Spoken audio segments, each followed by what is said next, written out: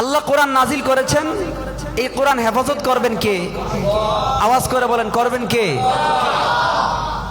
এই জন্য পৃথিবী সৃষ্টি থেকে নিয়ে যেদিন থেকে আদম আলাইহিস সালাম দাঁড়িয়ে গেলেন আল্লাহর পক্ষ থেকে নবী হিসেবে, সেদিন থেকে নিয়ে এর পরবর্তী যত নবী, নূহ আলাইহিস সালাম, ইদ্রিস আলাইহিস সালাম, ইব্রাহিম আলাইহিস সালাম সহ যত নবী এসেছেন, শেষ পর্যন্ত মুহাম্মদুর রাসূলুল্লাহ সাল্লাল্লাহু আলাইহি ওয়াসাল্লাম এসেছেন আল্লাহর পক্ষ থেকে নবী হিসেবে। যখনই তারা নবুয়তের দায়িত্ব পালন করার জন্য দাঁড়িয়েছেন, তখনই তাদেরকে দমন করার জন্য, তাদেরকে শেষ করার জন্য কোরআন, সুন্নাহ এবং ইসলাম এবং সমস্ত নবীকে নিঃশেষ এবং তাদের দাওয়াতকে নিঃশেষ করে দেওয়ার জন্য প্রতিটা নবীর বিপক্ষে শত্রু দাঁড়ায় গেছে। আর শত্রু কি জানতেন নাকি ওই সময়ের শক্তিশালী?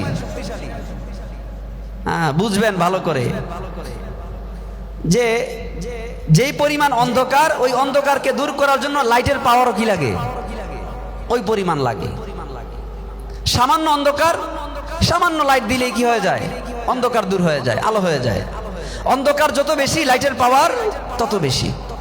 আল্লাহ তাআলা যেই যুগে যেই নবীকে পাঠিয়েছেন, ওই যুগের মহাশক্তিধর যেই চ্যালেঞ্জ ছিল, ওই চ্যালেঞ্জ মোকাবেলা করার শক্তি দিয়েই নবীদেরকে পাঠাইছেন। তার মানে ওই সময় নবীদের জন্য আল্লাহ তাআলা যে শত্রু রেডি করে রাখছিলেন, তারা কি দুর্বল ছিল না শক্তিশালী ছিল? প্রত্যেক যুগের নবীর বিপক্ষে দাঁড়িয়ে নবীকে দমন করার জন্য, নবীর দাওয়াতের মিশনকে একেবারে ফুল স্টপ করে দেওয়ার জন্য প্রতি যুগে নবীর বিরুদ্ধে শত্রু দাঁড়িয়ে গিয়েছে। কিন্তু আল্লাহ তাআলার কি মহিমা! প্রতিটা নবীর হয়তো তেমন ধন সম্পদ ছিল না, কিন্তু ঈমানী শক্তি ছিল। হয়তো অশ্বশস্য ছিল না, কিন্তু আল্লাহ পাক রব্বুল আলামিনের প্রতি পূর্ণ আস্থা এবং ভরসা দৃঢ় মাত্রায় ছিল, যার কারণে প্রতিটা নবীর বিরুদ্ধে দাঁড়িয়ে যাওয়া শত্রু আল্লাহর রহমতে কেউ টিকতে পারে নাই। সবাই ধরাশায়ী হয়েছে, সবাই পরাজিত হয়েছে। প্রতিটা শত্রু দাঁড়িয়েছে, আল্লাহর কুদরতে সব পরাজয় বরণ করেছে। এক সময় দাঁড়িয়ে গিয়েছে কে? নবীরাই দাঁড়িয়েছিল। এই জন্য আল্লাহ বলেন, এই কোরআন নাজিল করেছি আমি, এই কোরআনের হেফাজত কে করবে? আমিই করব। আল্লাহ বলেন, ইউরিদুনা লিইউতফিউ নূরাল্লাহ, ইউরিদুনা লিইউতফিউ নূরাল্লাহ। প্রতি যুগেই আল্লাহ তাআলার নূরকে, আল্লাহর দ্বীনকে মিটিয়ে দেওয়ার জন্য কেউ কেউ দাঁড়ায় যাবে, আল্লাহর দ্বীনকে মিটিয়ে দেওয়ার জন্য ফু দিবে। আল্লাহ বলেন, ওয়াল্লাহু মুতিম্মু নূরিহি, যারা আমার দ্বীনকে মিটিয়ে যেতে চায় তারা শুনে রাখো, এই দ্বীন নাজিল করছি আমি, এই দ্বীন পাঠাইছি আমি, ওয়াদাও আমি দিয়েছি এটার হেফাজত করব। দেখি তোমরা কারা আমার এই দ্বীনকে নিভাতে চাও, আমার দ্বীনকে নষ্ট করতে চাও, আমার দ্বীনকে নিস্তেজ করতে চাও, আমি হেফাজত করব। আর আমরা দেখেছি এই পর্যন্ত আমাদের যুগে, আগের যুগের কথা বাদ, আমাদের এই যুগে ইসলামকে কলুষিত করার জন্য, ইসলামের ধারক বাহক ওলামায়ে কেরামকে, মাদ্রাসার তালিবুল ইলমকে, ইসলামের শিয়ারকে কতভাবে লাঞ্ছিত করা হয়। আমরা স্কুল, কলেজ, ভার্সিটিতে যদি লক্ষ্য করি তাহলে দেখব যে 2 বছরের পড়া পরীক্ষা শেষ হইতে 3 বছর লাগে। কেন লাগে? 2 গ্রুপ মারামারি লেগে যায় ভিতরে। মারামারি লাগার কারণে পরীক্ষা পিছায় দেয়, ক্লাস পিছায় দেয়। আমাদের এই বাংলাদেশে এগুলো স্বাভাবিক ঘটনা, কিন্তু কই একটা মিডিয়া পাড়া, একটা পত্রিকা, একটা খবরের কাগজ, একটা অনলাইন কোনো মিডিয়া একজনও বলে না যে এই মারামারি করে শুধু তারা মদ, গাঞ্জা, ফেন্সিডিল, ইয়াবা ইত্যাদি কত কিছু আছে, মাদ্রাসাটা বন্ধ করে দেওয়া হোক, স্কুলটা, কলেজটা বন্ধ করে দেওয়া হোক, এ ধরনের কোনো কথা বলে না। আর মাদ্রাসায় যদি চুন থেকে একেবারে পান খসে, হাজারো ওলামায়ে কেরাম থেকে একজন যদি একটু ভুল করে বসে, এবার সব দোষ ওই মাদ্রাসা বন্ধ করে দাও। আমাদের জানা মতে এই সাময়িক কালে এমনও ঘটনা আমাদের সামনে আছে যে এক আলেম ভুল করছে, যার কারণে তার পুরা মাদ্রাসাই বন্ধ করে দিচ্ছে, পুরা মাদ্রাসাই বন্ধ করে দিচ্ছে। তাহলে এখনো আবু লাহাব, আবু জেহেলের দোসররা আছে, যারা ইসলামকে কলুষিত করতে চায়, ওলামায়ে কেরামের সামান্য সামান্য ত্রুটিগুলাকে ধরে মানুষের সামনে এমনভাবে উপস্থাপন করে যে তারাই সমাজের সবচেয়ে খারাপ মানুষ, তারাই সমাজের সবচেয়ে লাঞ্ছিত মানুষ, এদেরকে উঠতে দেওয়া যাবে না। কিন্তু আল্লাহ বলেন সব সাবিত আমার কাছে, ইন্না নাহনু নাযালনা যিকর ওয়া ইন্না লাহু লাহাফিজুন, আমি নাজিল করছি, হেফাজত করব আমি। এই জন্য সমস্ত প্রতিকূলতা সত্ত্বেও পুরা দেশের রাষ্ট্রযন্ত্র ওলামায়ে কেরামের বিরুদ্ধে, পুরা দেশের রাষ্ট্রযন্ত্র ইসলামের বিরুদ্ধে, কোরআনের শিক্ষা দমন করার বিরুদ্ধে। এই জন্য গত এই সরকারের যেই শিক্ষামন্ত্রী নওফেল নাম, হ্যাঁ নওফেল না, সে কি বলছিল? সে বলেছে যে স্কুল কলেজ বিশেষ করে প্রাইমারি শিক্ষার ছাত্রছাত্রী কমে যাচ্ছে, নুরানি মক্তবে ছাত্ররা বাইরে যেতেছে। বলেন, সে তো নিজের নাম মুসলমান রাখছে, আবার সবার সামনে পরিচয় দেয় কি সে মুসলমান। মুসলমান একজন সন্তান মুসলিম কান্ট্রিতে থেকে পুরা মুসলিম একটা দেশের দায়িত্বশীল শিক্ষামন্ত্রের দায়িত্বশীলতা গ্রহণ করে, সে যখন দেখবে যে আমাদের এই মুসলিম অধ্যুষিত এলাকায় নুরানি মক্তবের ছাত্র বাড়তেছে, সে তো খুশি হওয়ার কথা। কি হওয়ার কথা? খুশি হওয়ার কথা না। সে যদি হিন্দু হইতো সেটা ভিন্ন বিষয় ছিল, নামও মুসলমান, তার বাবাও মুসলমান, সে যে এলাকায় থাকে এটা মুসলমানের এলাকায়, যে এলাকার সে দায়িত্বশীল এটা মুসলমানের এলাকা, এখানে থাইকা সে মুসলমানের ট্যাক্সের টাকায় মন্ত্রিত্বের বেতন পায়, সে সব কিছু মুসলমানের উপকার গ্রহণ করা সে বলে যে প্রাইমারি স্কুলের ছাত্রছাত্রী কমে যেতেছে আর নুরানি মক্তবের ছাত্র বাইরে যেতেছে। তার ভয়, তার আতঙ্ক। আসলে পত্রিকা মাদ্রাসার বিরুদ্ধে, পত্রিকা ওলামায়ে কেরামের বিরুদ্ধে, মিডিয়া বিরুদ্ধে, সিনেমা নাটক ইত্যাদি বিরুদ্ধে যে যেমনে পারে সেমনে বিরোধিতা করে। ওলামায়ে কেরাম একটু আগাইলে তাকে ঠাস করে জেলে নিয়ে যায়, যার যেমনে মন সেমনে দমন পীড়ন করে। কিন্তু আল্লাহ বলেন তুমি এদিক দিয়ে দমন পীড়ন করো, আমি আমার সৈনিক বাড়াই দিব। এই জন্য সরকারি বেতনে চাকরি কইরা, সরকারি চাল ডাল খাইয়া আর্মির ছেলে আস্তে করে তার ছেলের হাফেজ বানায় দেয়। এদিক দিয়ে সরকার বিরোধিতা করে। আল্লাহ বলেন তোর ঘরে আমি আমার সৈনিক বানাবো, তুই টের পাবি না। এই জন্য আল্লাহ তাআলা বলেন তুমি ফু দিয়া নিবাই দিতে চাও, আল্লাহু মুতিম্মু নূরি, আমি আমার নূরকে পরিপূর্ণ করে দিব, তুমি ঠেকাবা দেখি আসো। এখন আল্লাহ তো তার দিনকে পূর্ণ করবেনই, এর সন্দেহ আছে নাকি? কার সন্দেহ আছে? আল্লাহ তার দিনকে পূর্ণ করবেনই করবেন, এতে বিন্দু পরিমাণ কোনো সন্দেহ নাই।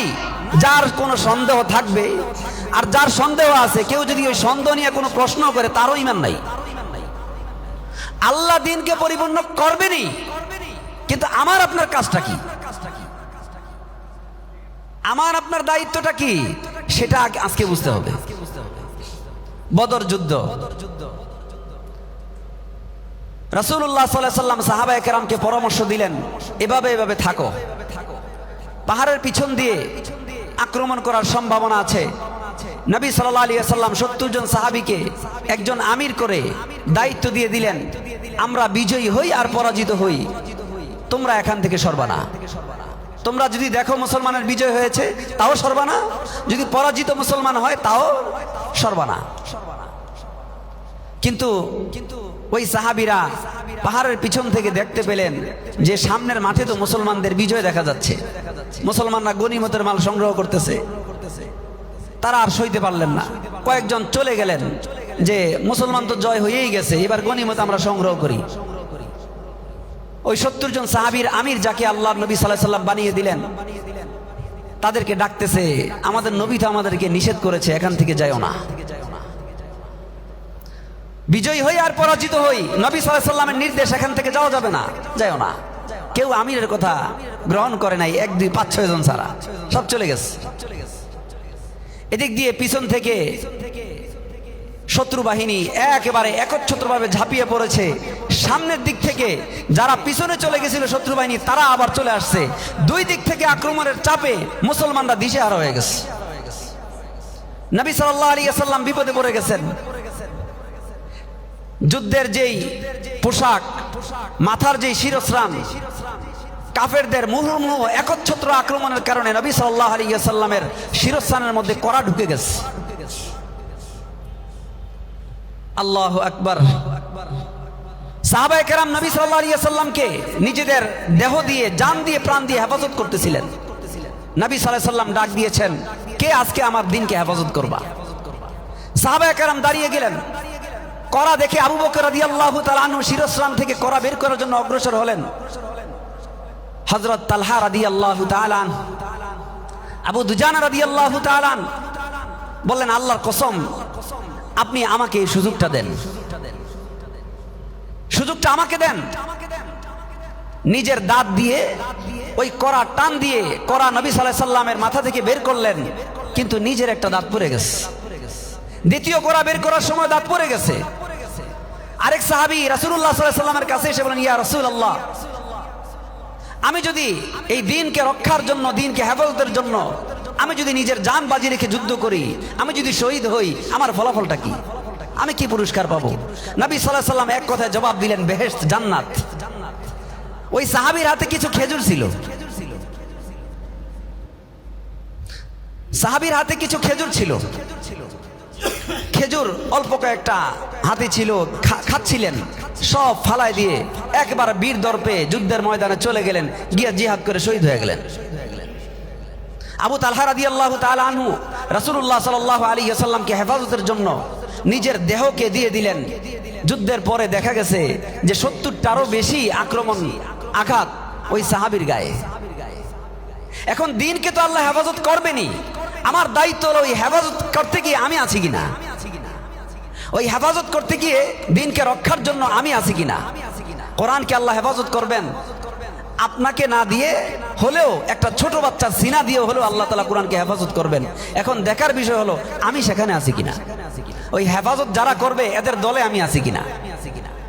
আল্লাহ নবী সাল্লাল্লাহু আলাইহি ওয়াসাল্লাম বলেছেন, তাহাদুল কোরআন, যত তাড়াতাড়ি পারো কোরআনকে হেফাজত করো, যত তাড়াতাড়ি পারো কোরআনকে হেফাজত করো। কেননা একটা দ্রুতগামী ওটকে বেঁধে রাখার পর ছেড়ে দিলে এটা যত দ্রুত বের হয়ে যায়, এখন এমন সময় চলে এসেছে যে এর চেয়েও স্পিরিটে মানুষের দিল থেকে কোরআন এত দ্রুত বের হয়ে যাবে। যত পারো তাড়াতাড়ি কোরআনকে সংরক্ষণ করো, তেলাওয়াতের মাধ্যমে হোক, কোরআনের সাথে লেগে থাকার মাধ্যমে হোক, মাদ্রাসার মাধ্যমে হোক, নিজের সন্তানকে দেওয়ার মাধ্যমে হোক, নিজের নাতিকে মাদ্রাসায় দেওয়ার মাধ্যমে হোক, না পারলে নিজে মাদ্রাসায় ওলামায়ে কেরামের সাথে সংস্রবে থাকার মাধ্যমে হোক, দান সদকা ইত্যাদি করার মাধ্যমে হোক, মাদ্রাসার কল্যাণকামিতা, মসজিদের কল্যাণকামিতা করার মাধ্যমে হোক, যেভাবে পারো সেভাবেই তুমি কোরআনের সাথে লেগে থাকো। আমল করার মাধ্যমে হোক, ব্যাখ্যার মাধ্যমে হোক, দ্বীনি মজলিসের মাধ্যমে হোক, মাহফিলের মাধ্যমে হোক, দ্বীনি কথা বলার মাধ্যমে হোক, প্রচার করার মাধ্যমে হোক, যে যেভাবে পারো সেভাবে কোরআনকে ধারণ করো, যত তাড়াতাড়ি পারো। কারণ দ্রুতগামী ওটকে ছেড়ে দিলে ওইটা যত দ্রুত চলে যায়, এখন এমন সময় চলে এসেছে যে কোরআন মানুষের দিল থেকে তত দ্রুত বের হয়ে যাবে।